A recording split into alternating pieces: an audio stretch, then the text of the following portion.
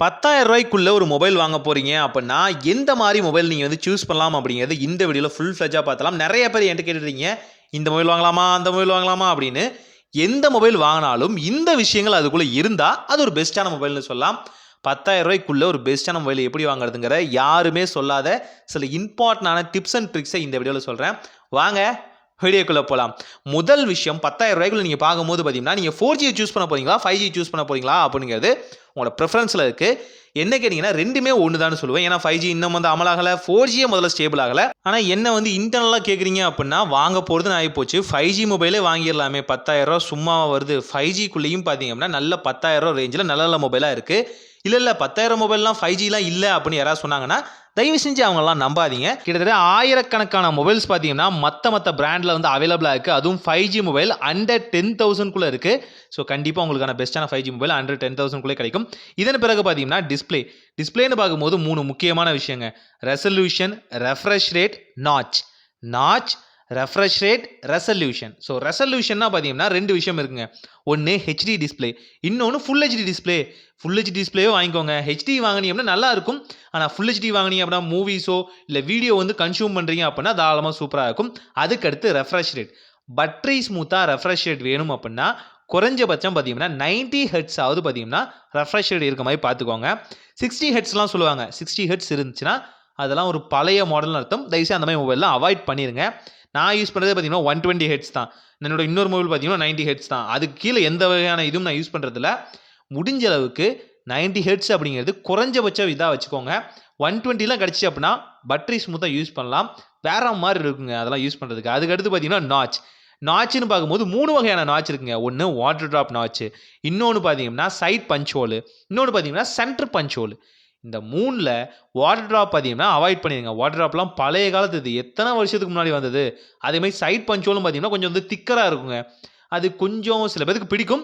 ஆனால் side punch hole வந்து நான் வந்து ப்ரிஃபர் பண்ண மாட்டேன். இப்போ இருக்க காலகட்டத்துக்கு எந்த மாதிரி ஜென்ரேஷன் மாறுதோ நம்மளும் அந்த மாதிரி மாறிக்க வேண்டியதானே. ஸோ அதனால் சென்டர் பஞ்ச் ஹோல் கேமராவை பார்த்து வாங்கிக்கோங்க. ஸோ அதுதான் பெட்டராக இருக்கும், பெஸ்ட்டாக இருக்கும். டிஸ்பிளேலையும் பெருசாக எதுவுமே காமிச்சு கொடுக்காது. ஒரு பிளாக் டிஸ்பிளே வருது அப்படின்னா அதெல்லாம் எந்த இடத்தையும் காமிக்காது. ஒயிட்டர் இல்லை திக்கர் ஒயிட்டர் இந்த மாதிரி ஏதாவது வரும்போது மட்டும்தான் காமிச்சு கொடுக்கும். ஸோ அதனால் பார்த்தீங்கன்னா உங்களுக்கும் பார்த்தீங்கன்னா ஒரு நல்ல அவுட்புட்டே கிடைக்கிற மாதிரி இருக்கும். 2வது பேக் கேமரான்னு வரும்போது பார்த்தீங்கன்னா நான் ட்ரிபிள் கேமரா செட்டப்பில் வாங்கலாமா, இல்லை 4 கேமரா செட்டப்பில் வாங்கலாமா, இல்லை டுவல் கேமரா செட்டப்பில் வாங்கலாமான்னு நிறைய பேர் கேட்டிருக்கீங்க. எந்த செட்டப்பில் வாங்கினாலும் இந்த விஷயம் அதுக்குள்ளே இருக்கான்னு பார்த்துக்கோங்க. என்ன விஷயம்? மினிமம் 50 மெகா பிக்சலாவது கேமரா இருக்கணுங்க.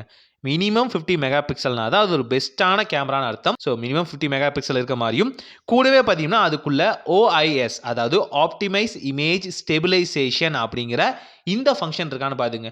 அது என்னப்பா ஆப்டிமைஸ் இமேஜ் ஸ்டெபிலைசேஷன் அப்படின்னு கேட்டிங்கன்னா, என்னதான் மொபைலை ஷேக் பண்ணாலும் ரொம்ப அழகா வீடியோவையோ இமேஜையோ உங்களோட அவுட்புட் கேமராவை வந்து ரொம்ப அழகாகவே கொடுக்குங்க. நான் ஒரு எக்ஸாம்பிள் காமிக்கிறேனே. மொபைலில் வந்து 50 mega pixel, 2 mega pixel depth ratio இந்த மாதிரி விஷயங்கள் இருந்தாலும் இந்த OIS அப்படிங்கிறது பார்த்தீங்கன்னா பெரிய பாட்டை வந்து கொடுக்கும். இது என்னதான் ஷேக் பண்ணாலும், மொபைல் என்னதான் ஷேக் ஆனாலும், கிம்பிளில் நீங்கள் என்னதான் ஷூட் பண்ணும்போது ஷேக் ஆனாலும் அந்த ஷேக் இது காமிச்சு கொடுக்காது. கூடவே சோனி சென்சார் உள்ள இருந்துச்சு அப்படின்னா வேற லெவலுங்க. அதுதான் உங்களுக்கான மொபைல். இதன் பிறகு மொபைலோட ப்ராசர்னு வரும்போது பார்த்தீங்கன்னா அந்த ப்ராசரோட AnTuTu ஸ்கோர் பார்த்தீங்கன்னா மினிமம் 4 லட்சமாவது இருக்கணும்.